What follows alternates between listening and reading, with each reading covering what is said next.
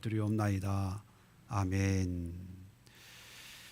자, 함께 보실 말씀 욥기 34장 1절부터 4절까지. 욥기 34장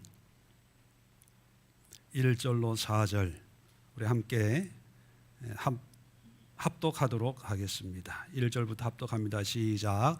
엘리후가 말하이르되 지혜 있는 자들아 내 말을 들으며 지식 있는 자들아 내게 귀를 기울이라. 음식물에 같이 귀가 말을 분별하나니 우리가 정의를 가려내고 선한가 우리끼리 알아보자. 아멘. 정의와 이건 이제 버려야 되겠다. 정의와 선.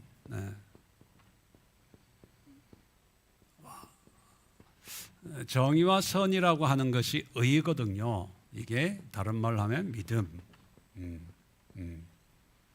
자, 오늘은 지난 주일날 이제 33장의 말씀을 통해서 이제 한 예를 들었죠. 무엇이 진짜 하나님이 원하시는 믿음의 삶이고 의의 모습인가? 죽어가던 한 사람이 그저 행한 것 아무것도 없는데 하나님이 불쌍히 여기시는 극렬함으로 회복이 되고 그리고 하나님과 기도하고 친밀해진 다음에 이제 사람들에게 어떤 자기의 어떤 그 은혜를 노래했다. 이런 한 예를 제시하면서 오늘 이제 본문에 보면 4절에 우리가 정의를 가려내고 무엇이 선한가 우리끼리 알아보자. 자, 우리라고 하는 건 누구를 얘기하는 걸까요? 엘리후와 욥. 한 예를 이제 스탠다드로 모델로 이제 얘기를 해놓고 네 신앙이 맞는지 내가 얘기하는 신앙이 맞는지 한번 알아보자. 그런 내용입니다. 그런데 여기서 좀 재미있는 이 본문을 34장을 이해할 수 있는 단서가 있는데 3절에 보면 입이 음식물의 맛을 분별함 같이 귀가 말을 분별하나니. 여기 보면 분별이라는 말이 있어요. 히브리어로 바한이라는 단어예요. 바한. 근데 이 분별, 입이 음식물의 맛을 분별, 이거는 바한이 아니에요. 그냥 음식 맛을 아는 거, 그런 단어고, 귀가 말을 분별, 바한. 이게 조사한다, 조사, 검증, 뭐 이런 뜻입니다. 테스트하는 그런 뜻이에요. 그런데 36절에 보면 나는 욥이 끝까지 시험 받기를 원하노라. 이는 그 대답이 악인과 같음이라. 자, 이 말씀을 문자 그대로 읽으면 어떻게 이해를 합니까? 엘리후는 욥이 고집이 이제 대단해서 자기의 의견을 꺾지 않고 있으니까 끝까지 하나님의 진단을 받기를 원하노라. 왜냐하면 여전히 악인의 그 불신앙의 마음을 끝까지 고집하니까 혼 좀 나야 돼라는 그런 의미입니다. 그런데 이게 3절이잖아요. 30 몇 절입니까? 6절에 보면 시험이라는 단어의 히브리어가 뭘까요? 어떻게 하세요? 어떻게 하세요? 와, 참. 교회 출석 어제 했는데 벌써 히브리어를 알아요. 오늘 보면 바하네예요. 그러면 36절을 어떻게 해석을 해야 될까요? 네. 나는 욥이 끝까지 분별받기를 원한다. 분별되기를 원한다. 조사받기를 원한다. 테스트 받기를 원한다는 거예요. 왜냐하면 아직도 자기의 고집을 꺾지 않고 있으니까.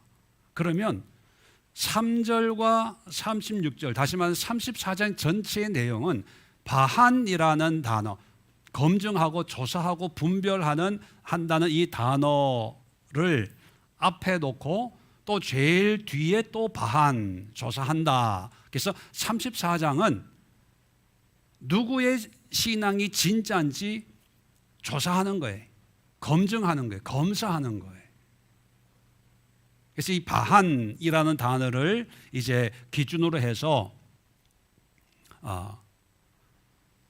욥의 신앙이 옳으냐, 엘리후가 얘기하는 그런 신앙이 옳으냐, 그것을 우리가 객관적으로 한번 살펴보자 그런 의도로 엘리후가 이제 얘기를 하는 거죠. 자, 그래서 이 엘리후가 다른 욥의 세 친구와 다른 점, 지난 토요일 잠깐 말씀드렸지만 세 친구와 엘리후가 욥에게 어떤 신앙에 대해서 얘기를 하는데 접근하는 방법이 달라요. 세 친구, 이제 다다음 주에 잠깐 언급을 하겠지만 세 친구들은 삶의 문제를 놓고 해결을 해요. 이런 문제가 있으니까 너에게 죄가 있는 거 아니냐, 죄가 없는데 왜 이런 문제가 생기겠냐, 그러니까 회개해라. 어떤 문제를 가지고 어떤 해결책을 찾는 반면에 엘리후는 문제에 대해서는 언급을 하지 않고 뭘 언급하냐 하면 하나님에 대해서 언급을 해요. 하나님은 어떤 분이냐, 그걸 하나님이 원하는 신앙은 어떤 신앙일까. 우리가 일상에서 어떤 문제가 있을 때, 내가 지금 뭐 질병이 걸렸어요, 아파요, 누가 와서 권면을 할 때 하나님에 대해서 얘기하면 기분 좋아요, 안 좋아요? 솔직하게 아파 죽겠는데 기도해야 돼. 하나님은 사랑하실 때 끝까지 사랑하셔.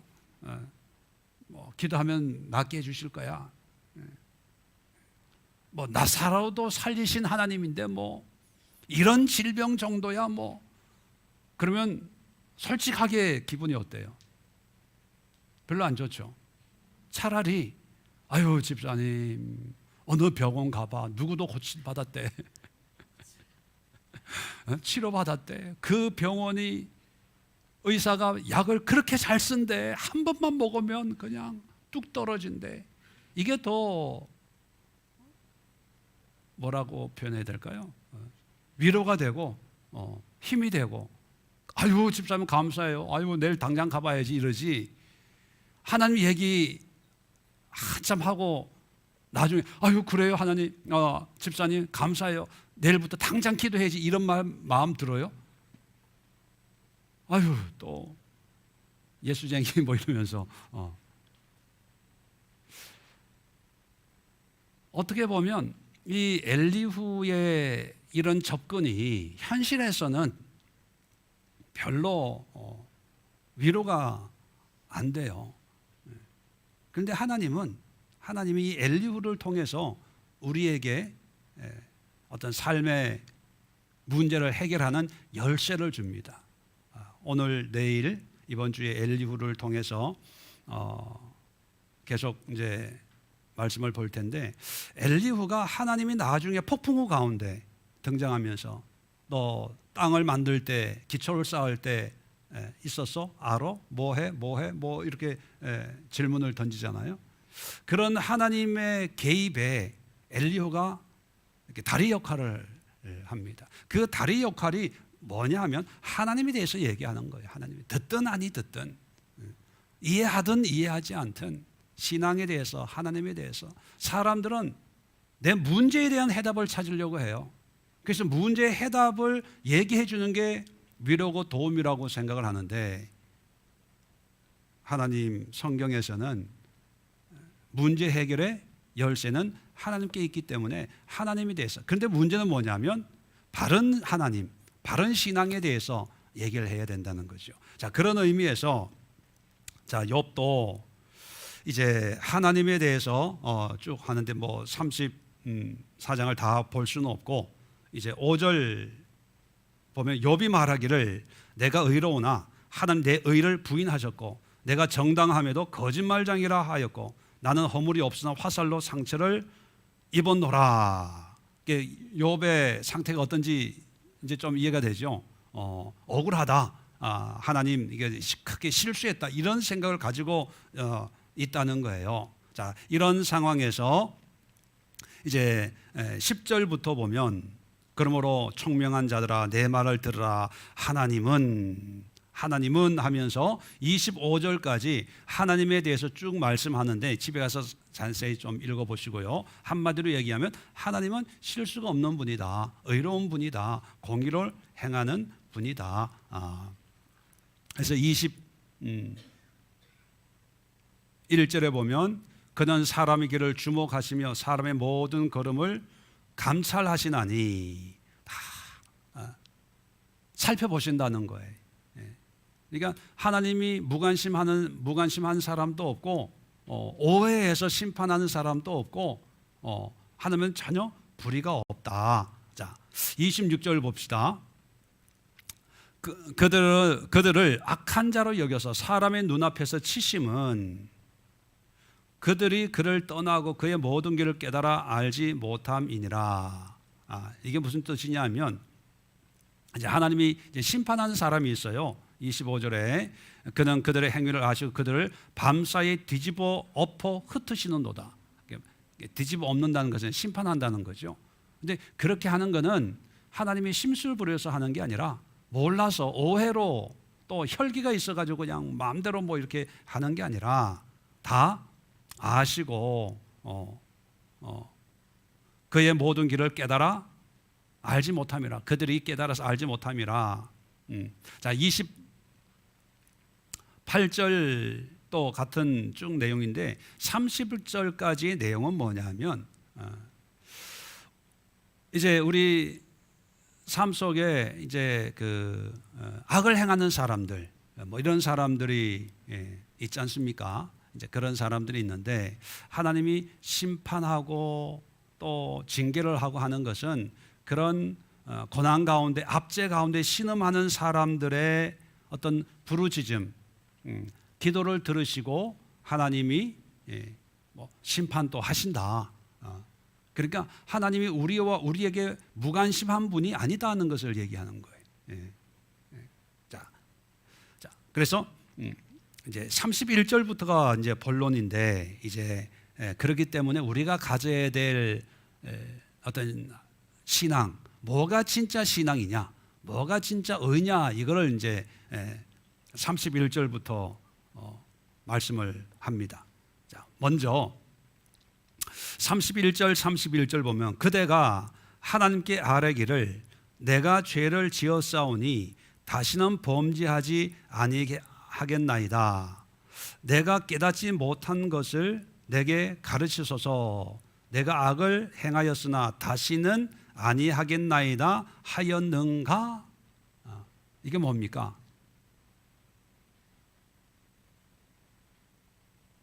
지금까지 하나님에 대해서 쭉 얘기를 해요. 하나님은 의롭고 우리의 어떤 모든 걸 감찰하, 우리에 대해서 모르는 게 없고, 그죠?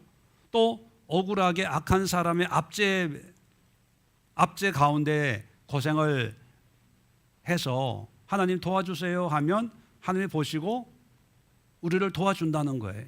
그러니까 하나님은 아무런 이제 오점이 흠이 없는 그런 하나님이다라는 것을 먼저 얘기를 했어요. 자, 그렇게 놓고 이제 욥에게 물어봐요. 네가 그렇게 힘들고 어려울 때 하나님 앞에 내가 죄를 지었사오니 다시 죄 짓지 않겠습니다. 혹시 내가 깨닫지 못한 것이 있다면 나에게 가르쳐 주세요. 그러면 내가 모르고 악을 행했지만 다시는 아니하겠습니다 라고 그런 기도를 또 그런 말을 해본 적이 있냐 물어보는 거예요. 물론 성경에는 욥이 하나님 앞에 기도하는 장면이 몇 군데 나와요. 몇 군데 나오는데 이제 엘리후가 이렇게 욥에게 하나님 앞에 이렇게 솔직하게 기도해 봤냐, 이것은 욥이 기도를 안 했다는 얘기가 아니라 하나님은 인격의 하나님이고 우리의 모든 걸 아시니까 문제 가지고 나가지 말고 문제보다도 이런 문제를 나에게 주신 하나님의 의도에 대해서 궁금해 봤냐, 그거예요. 좀 더 설명을 드리면 우리가 어떤 문제가 있습니다. 자, 이건 좀 지울게요. 기도 시간을 좀 가지려고 생각을 하는데, 자, 이게 고난이, 고난, 이러면 되지 뭐. 고난인데, 자, 여러분들의 생각을 한번 제가 물어볼게요. 엘리후도 욥에게 질문을 던졌으니까 나도 여러분들에게 질문을 던집니다. 여러분, 이 고난 속에 우리는 하나님의 뜻이 있다고 생각을 해요. 그죠? 자, 그러면 그 하나님의 뜻이라는 게, 또 고난의 의미라는 게, 또 고난을 통해서 우리가 깨달아야 될 어떤 그 메시지, 뜻이 이제 있는데, 그 뜻이 고난 안에 뭐라고 표현해야 될까요?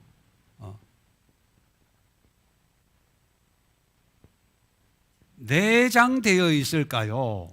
아니면 고난 속에 하나님의 뜻이 주입이라는 뜻이 뭔지 아시죠? 집어넣어 주는 거.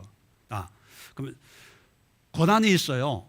그러면 우리가 고난 속에 하나님의 뜻이 내재되어 있을까요? 아니면 고난은 있는데 이 고난에 하나님이 이 뜻을 집어넣어서 이 고난이 이런 의미구나, 이렇게 우리가 알게 되는 걸까요? 여러분은 내장입니까? 주입입니까? 예? 내장, 주입, 여러분 두 개 다예요. 둘 다. 자, 어떤 고난은 내장이라고 하는 것은 내가 조금만 생각해보면 알 수 있는 거예요. 크게 복잡하지 않고, 예를 들면 오늘 몸이 너무 피곤한 거예요. 내가 왜 피곤하지? 생각해보면 밤새도록 놀았거든. 그 문제 안에 어떤 의미가 담겨져 있어요. 그러면 일찍 자야 돼요. 왜 이렇게 바쁘지? 기도할 시간이 없고 성경 볼 시간이 없고, 그러면 그거 가지고 기도할 필요 없어요. 하나님 이게 무슨 뜻이옵니까? 기도할 필요가 없어요. 거기 안에 쓸데없는 만남, 모임 이런 거 줄이고 시간을 내서 예배 오도록 해야지. 바쁘다고 기도하면서 하나님 스케줄 조정 좀 해주세요, 왜 이렇게 바쁘지요? 이렇게 기도할 필요가 없어요. 이 안에 내장되어 있는 게 있어요. 자, 그럴 때는 내 고난의 문제를 보고 그냥 내가 이해되는, 또 물론 이게 다 성령의 역사 가운데 믿음의 분량에 따라서 이제 보는 관점이 좀 다르겠지만, 그냥 이렇게 해야지 저렇게 해야지, 하나님이 이렇게 하라고 하시는 거구나, 좀 쉬라고 하는 거구나, 이렇게 이해를 하면 되고, 또 어떤 경우에는 고난 속에 문제가 있는 게 아니라 이 고난이 하나님이 이 고난을 통해서 뭔가 의미를 알게 해주는 거. 자, 이럴 때는 고난만 묵상하면 해답을 얻습니까? 아니에요. 어떻게 해야 될까요? 하나님께 기도해야 되는 거예요. 하나님께. 그러니까 지금까지 욥은 하나님 앞에 고난의 이유가 내장되어 있다고 생각하는 거예요. 왜 나에게? 예. 그러니까 친구들도 내장되어 있으니까 고난하면 뭐가 먼저 제일 떠올라요? 죄. 이게 신학의 가장 큰 부작용입니다. 교리적인 것, 전통적인 것. 이제 다 다음 주에 신학에 갇힌 하나님, 교리에 갇힌 하나님, 전통에 갇힌 하나님, 내 자아에 갇힌 하나님, 이런 제목으로 이제 마지막 주에 설교를 할 텐데, 이게 문제가 생기면 정답, 여기 요거에 다른 걸 이게 없는 거예요. 얼마 전에도 어떤 분이 차 사고가 잠깐 났다고 그래서 제가 전화로 났다고 그래서 집사님 그러기에 그러니까 했더니만 대뜸 뭐라 그러는지 아세요? 교회 안 나와서 벌 받았다고 그러려고 그러는 거죠? 이게 뭐냐면 대표적인 교리, 신학에 갇힌,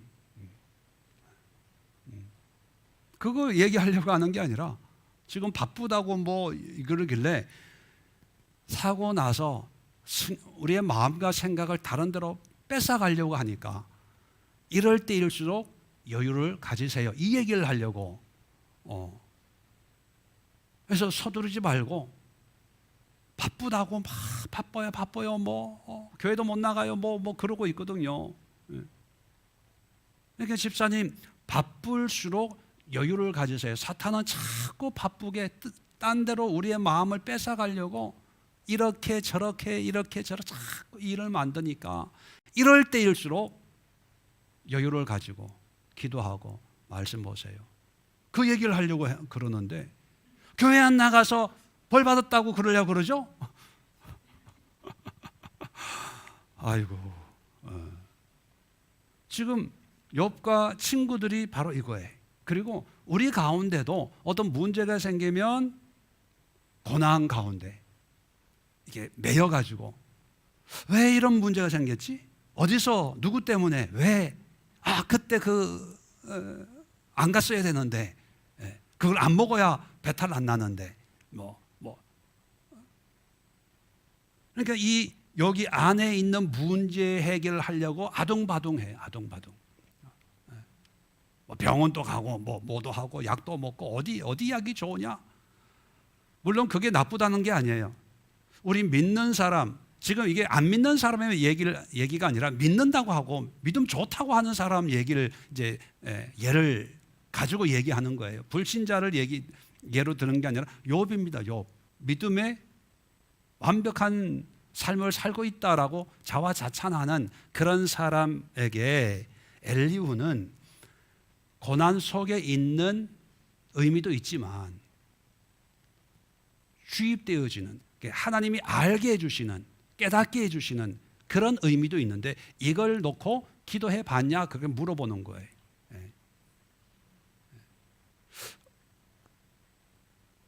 물론 내장되어 있는, 내재되어 있는 의미를 깨닫는 것도 믿음이지만 또 하나님 앞에 기도해서 왜 이 문제가 나에게 생겼습니까? 그래서 이게 내장되어 있는, 굳이 이제 따지자면 내장되어 있는 이유가 이유, 원인이라면 내장되어 있는 이유가 뭘까? 이 고난의 원인이 뭘까? 찾아가지고 해결하려고. 그런데 주입은요, 하나님의 뜻, 의도예요. 물론 이것도 필요하지만 또 이것도 필요해요. 예를 들면 아까도 질병 때문에 제가 이제 식도염이 좀 있어요. 좀 있는 게 아니라 오랫동안 있는데 이제 제가 음식을 먹으면 속이 쓰리고 소화가 안 된다. 그러면 그 속이 불편한 이유가 뭡니까? 식도염이에요. 그죠? 그러면 식도염을 알았어요. 원인이 뭔지. 그러면 병원에 가서 약을 먹어요. 자, 약을 먹는다고 문제가 해결됩니까? 아니에요. 주입되는 뜻, 의도, 뜻은 뭐냐면 식도염이 생긴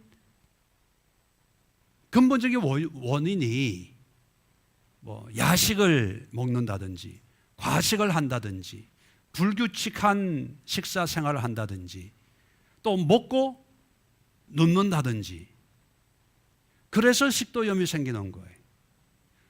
그러면 뭘 해야 됩니까? 근본적으로 약도 먹어야 되죠. 약만 먹는 게 아니라 뭐를 바꿔야 돼요? 생활 패턴을 바꿔야 돼요. 지금 엘리후가 얘기하려고 하는 게 뭐냐면 생활 패턴을 바꾸라는, 신앙의 관점, 지금까지 욥이 산 그 삶 자체가 나쁘다는 게 절대로 아니에요. 예.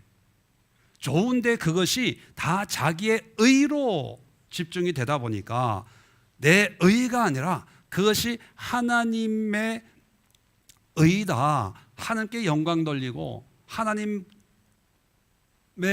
은혜의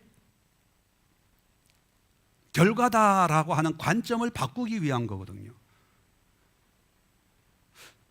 이게 참 중요한 문제인데 우리는 문제 해결, 이 문제 속에 내재되어 있는 어떤 원인 이유를 통해서 해결받는 게 근본 목적이라고 생각을 해요. 자, 그러니까 한번 해결받고 완전한 해결이 아니라 또 재발하는 거죠. 왜? 이게 해결이 안 되니까. 이게 엘리후는 지금 34장을 통해서 무엇이 진짜 신앙이냐, 여기서 고난의 문제 해결받고 할렐루야 아멘 하고 이게 진짜 신앙이냐, 아니면 하나님께 물어봐서 하나님의 뜻이 무엇인지 알고 내 어떤 체질을 바꾸고 생활 어떤 패턴을 바꾸고 내 어떤 태도를 바꾸어서 고난의 문제를 해결하는 이것이 진짜 신앙의 모습이냐 한번 분별해보자, 조사해보자, 검사해보자, 뭐 이러는 거예요. 자, 계속해서 본문을 보면 33절입니다. 자, 하나님께서 그대가 거절한다고 하여, 이게 참 33절이 참 의미 있는 말씀입니다. 자, 그대가 거절한다고, 뭘 거절을 하는 걸까요? 거절의 내용이 뭘까요? 이런 하나님의 뜻을 알고 하나님의 의도를 알려고 하고 또 하나님이 가지고 있는 의에 대해서 나도 그렇게 살아야지, 나의 행위가 아니고 온전한 하나님이 여겨주시는 은혜로 살아야지, 이런 하나님이 말씀하는 이것을 거절해요. 나는 그렇게 안 살아, 난 그렇게 동의 안 해, 난 꼭 신앙생활 꼭 그렇다고는 생각하지 않습니다, 뭐 이런 반응을 이제 보인다면 그런 뜻입니다. 자, 거절하여서 그대의 뜻대로 속전을 치르겠느냐, 이게 참 어려운 말인데 내용을 들어보면 참 쉬워요. 속전이라고 번역을 했는데 우리 어제 주일이죠, 대속물 할 때 대속물 히브리어가 뭐였죠?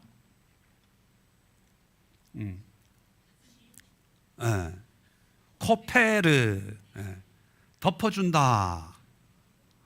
속죄, 속전, 대속이라는 말과 전혀 상관이 없어요. 이게 잘못 번역이 된 거예요. 혼동하게 만들어요. 샬람이라는 단어인데 이거는 보상, 대가라는 거예요. 보상. 코페르가 아니라. 그러니까 뭐냐 하면 욥이 하나님의 뜻대로 살기를 만약에 거절해, 받아들이지 않고 내 식대로 삽니다. 그대의 뜻대로. 나는 이게 믿음이라고 생각해요. 봉사하고 뭐 선행하고 착한 일 하고 이렇게 사는 게 믿음이지, 뭐 꼭 하나님이 하시는 대로 기도해야 되고 하나님의 뜻대로 살아야 됩니까? 그런 사람 있어요, 없어요? 많잖아요. 목사님 꼭 그렇게 해야 돼요?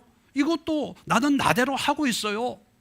자기 뜻대로 그렇게 사는 모습이 있어요. 그러면 하나님이 하나님의 뜻을 거절한다고, 싫어? 그러면 하나님이 그래 싫어 내 뜻대로 싫다고 하면 그래 네가 하는 대로 내가 인정해 줄게 이렇게 하겠냐 하는 거예요. 무슨 뜻인지 이해가 되겠죠. 그 얘기는 뭐 하나님 하신다는 거예요, 안 하신다는 거예요? 안 한다는 거예요, 안 한다는 거.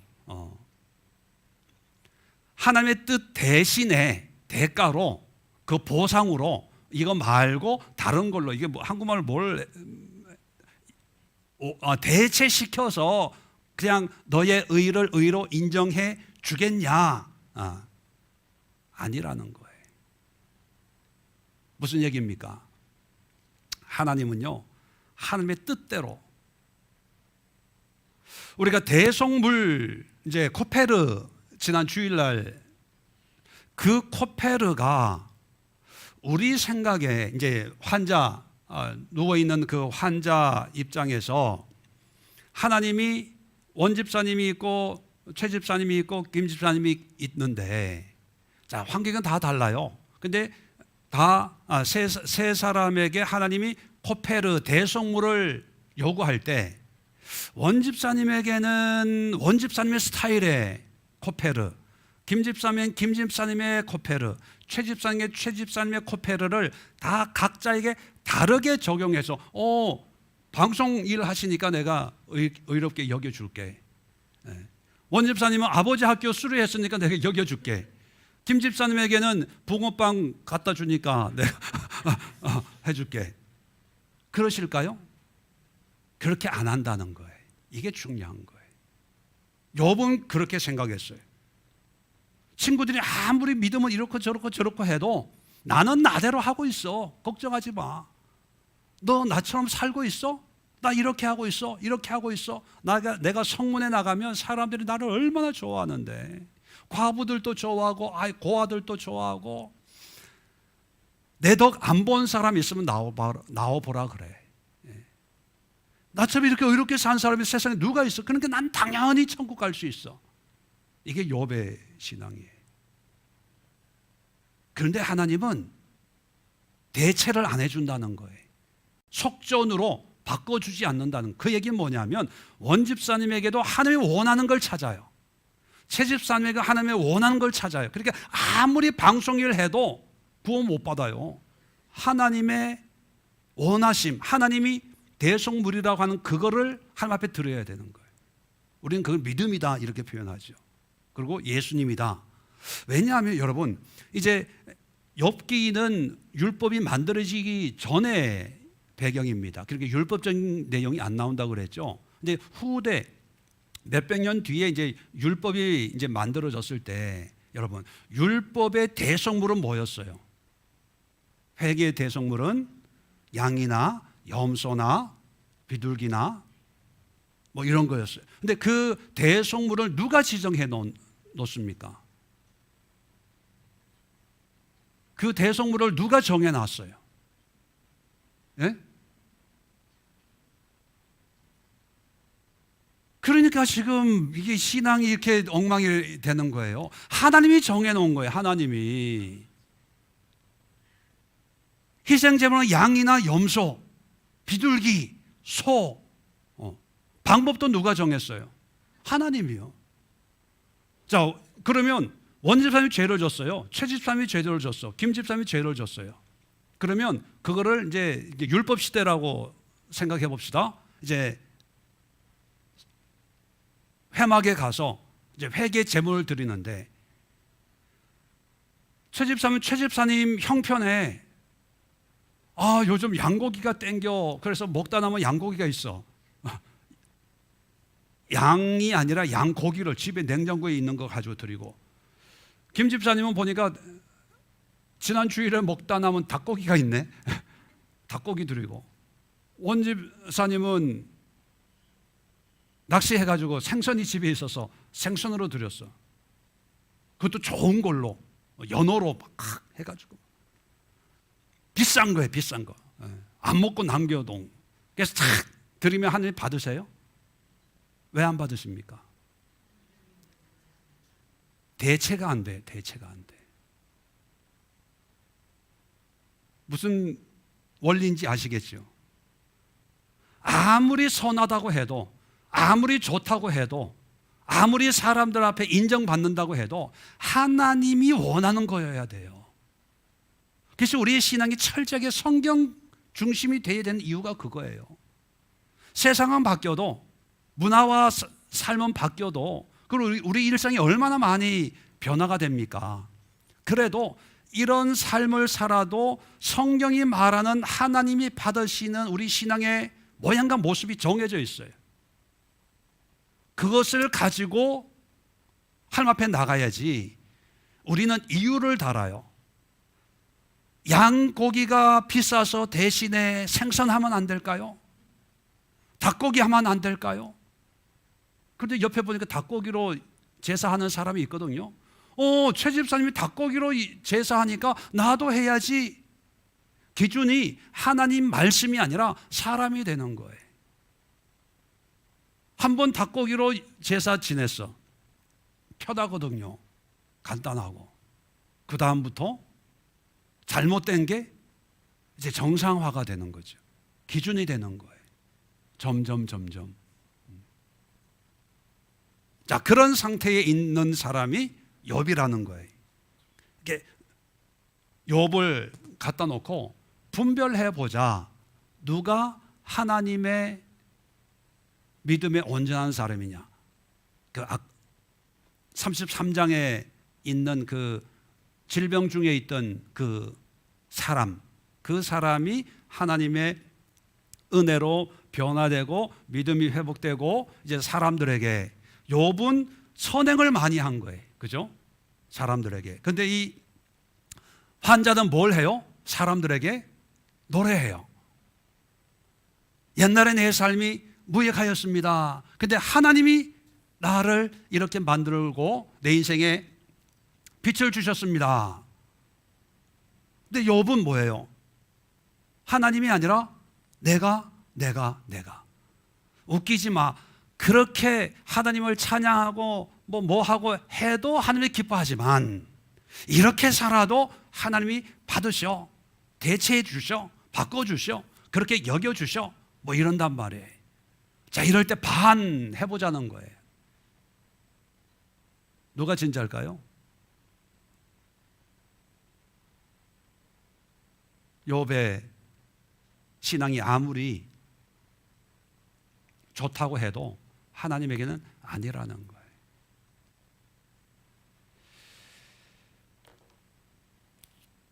(33절) 끝에 그러면 그대가 스스로 택할 것이요.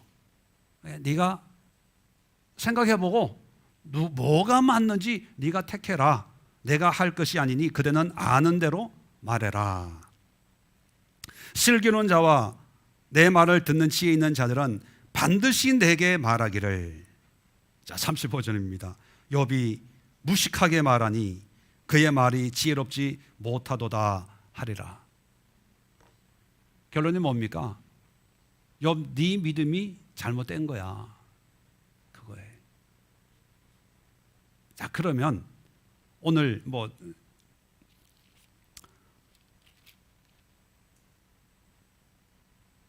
36절, 37절 내용도 이제 욥이 이걸 이해하지 못해가지고 지금 이 지경에 놓여 있다, 이런 얘기인데, 결론은 뭐냐면 우리의 문제입니다. 욥의 문제는 곧 우리의 문제잖아요. 여러분 생각하기에 여러분들의 신앙은 정말 엘리후가 얘기하는 어떤 하나님의 어떤 신앙처럼 하나님이 원하는 그런 신앙, 또 성경이 말하고 있는 그런 신앙을 가지고 있습니까? 아니면 그것보다는 내 형편에, 내 상황에, 또 내 입장에서 그래도 나는 열심히 하고 있어라고 하는 대체 신앙, 좀 이렇게 하나님 유두리 있게 여겨주겠지라는 신앙이 더 많은 어떤 그런 모습을 가지고 있습니까? 문제는 우리가 반해야 되는 거예요. 욥이 반이 아니라 우리의 반이거든요. 우리가 검사해야 되고 조사해 봐야 돼요. 또 하나,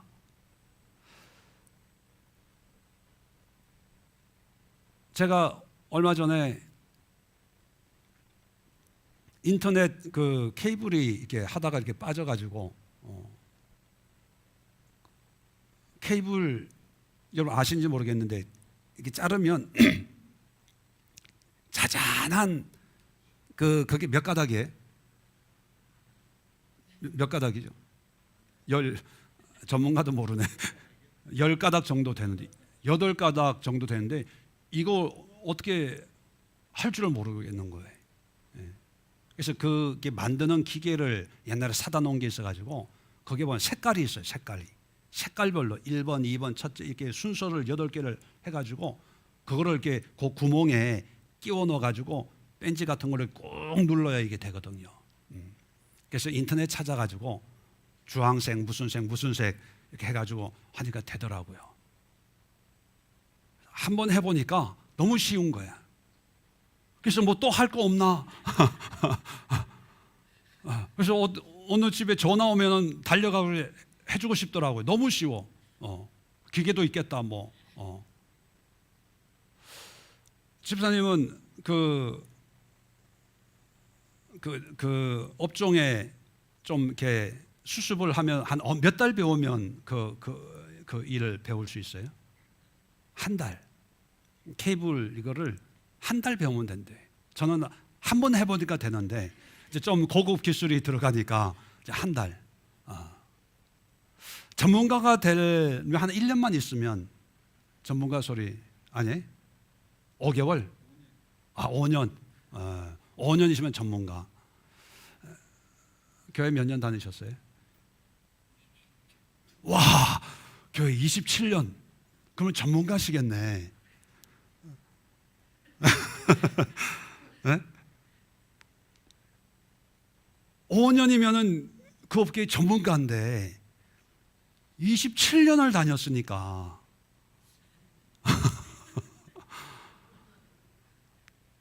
저는 한 번 해보고도 이게 쉽더라고요. 원 집사님은 몇 년? 26년. 김근율 집사님은? 박기 권사님은 몇 년 됐어요? 50년? 66년?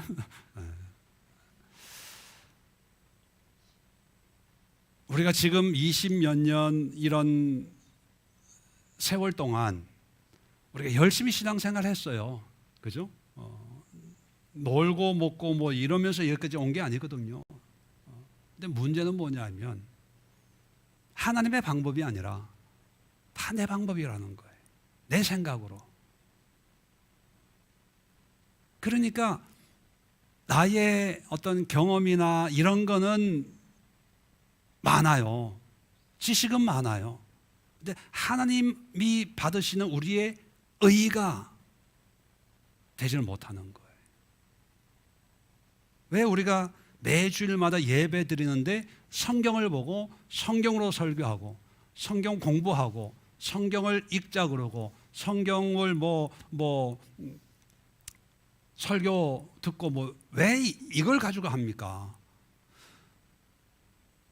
불교는 제가 잘 모르지만 불교는 그래도 일반인들이 화엄경 뭐예요? 불교 경전 그런 걸 공부합니까 집에서? 반야신경 이런 거 공부하고 뜻이 뭔지 이런 거 공부해요? 제가 어렸을 때 저희 어머니는 불교에 심취해 계셨던 분인데 집에 불경이 없었던 것 같아요. 또 불경 공부도 없었던 것 같아요. 아무것도 안 해요. 그냥 때가 되면 절에 가서 공양하고 스님들 집에 오시면은 이렇게 탁발이라 그러잖아요. 쌀 좀 주고 또 잠도 재워서 보내시고 이거지. 그렇게 이론적으로 공부하고 이런 게 전혀 제 기억에는 없거든요. 근데 교회는 처음부터 성경으로 시작해서 성경으로 끝나요. 왜 그럴까요? 우리의 신앙이 전번에 말씀드렸죠. 우리의 몸은 메이드 인 코리아지만 우리의 신앙은 메이드 인 이스라엘이거든요. 이렇게 메이드 인 코리아식으로 우리식으로 성경을 이해해서는 안 되고 비록 우리 문화지만 성경의 신앙의 어떤 기준은 이스라엘 사람들에게 준 이 성경이기 때문에 끊임없이 이 성경을 통해서 우리가 우리의 신앙을 세워나가야 되는데,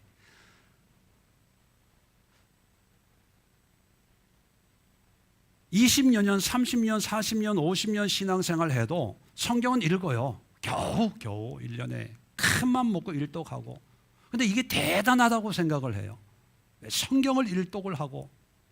근데 여러분, 성경 일독이 중요한 게 아니라 성경을 읽는 이유가 1독, 2독, 3독이 의미가 있는 게 아니라 이 성경에서 말하는 하나님의 신앙이 어떤 신앙을 얘기하고 있는지 그걸 알고 내가 그런 신앙을 살아내려고 읽는 거예요.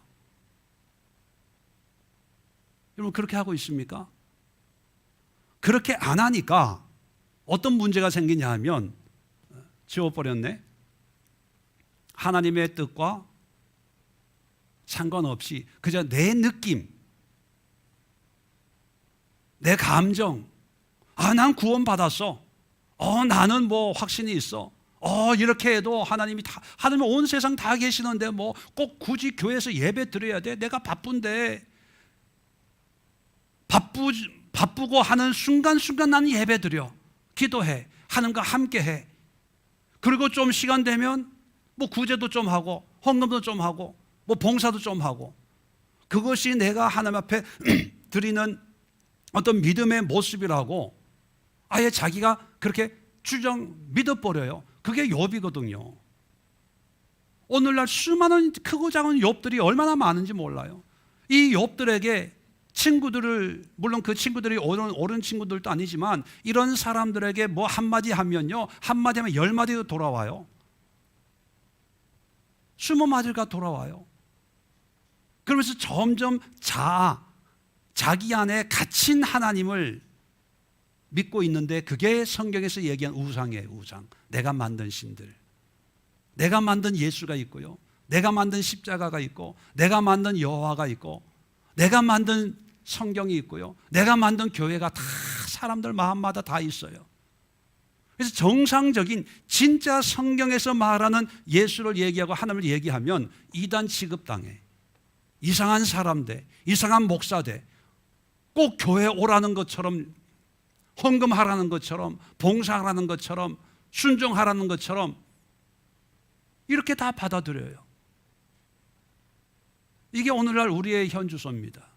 이 시간 기도할 때 여러분의 신앙을 한번 조사해 보세요. 분별해 보세요. 내 신앙이 지금 어디에 서 있는지, 내 자아, 내 형편, 내 기질, 내 습성, 그 위에 세워서 내 식의 어떤 믿음, 내 식의 신앙, 내 식의 기도, 내가 생각하는 어떤 그런 예배, 교회관, 이거 다 없어져야 돼요. 없어져야 돼요. 그리고 하나님이 말씀하시는 게 뭔지를 다시 백지와 같은 그런 마음으로 성경으로 돌아가서, 하나님이 양이라고 하면 양을 드려야 되고, 염소라고 하면 염소를 드려야 되고, 소라 하면 소를 드려야 되고, 이날이다 하면 이날을 드려야 돼요. 물론 그것이 율법주의다라고 또 생각할 수 있습니다. 그건 또 다른 얘기예요. 다른 얘기. 중요한 건 우리의 마음이 하나님의 뜻에 부합돼야 되지, 항상 문제 앞에서 내 수준으로 이게 뜻이야, 이게 뜻이야. 그러다 보니까 주입되는 하나님의 의도를 이해하지 못하니까 평생 똑같은 문제에 신음하는 거예요. 계속 반복되는 거예요. 왜? 이게 해결이 안 되니까. 식도염이 있으면 약만 먹으면 되는 게 아니고요, 또 재발해요. 약만 먹으면 이 생활 패턴을 바꿔야 돼요. 패턴을, 자체를 바꾸고 약을 먹으면서 이게 회복이 되어야 되지. 늘 야식을 먹는 이유가 뭘까요? 밤늦게까지 인터넷하고 영화 보고 TV 보고 드라마 보고 뭐 이런 것 때문에 야식을 먹는 거죠.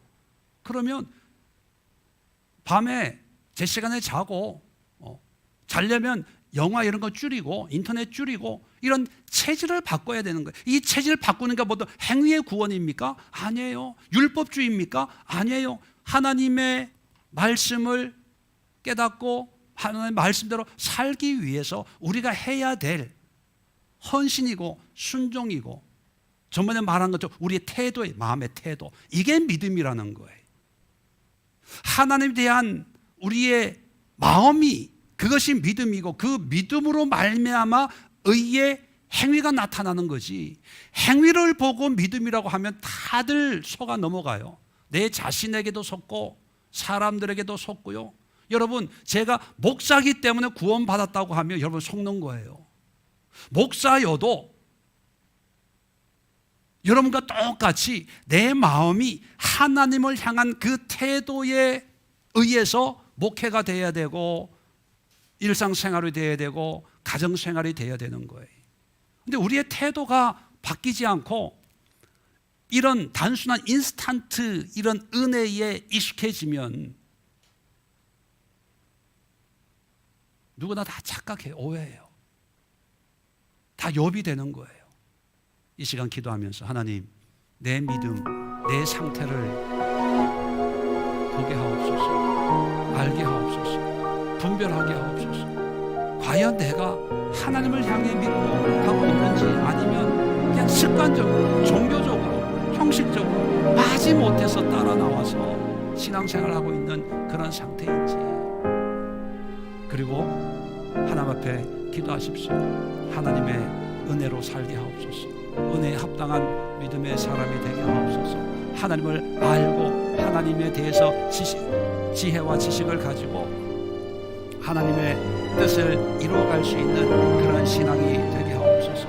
욥과 같은 신앙이 아니라 성경에서 말하는 그런 믿음의 모습이 되게 하옵소서. 오늘 말씀을 통해서 우리의 각자의 신앙을 한번 점검해 볼 수 있도록 주여 한번 외치고 합심해서 기도합니다.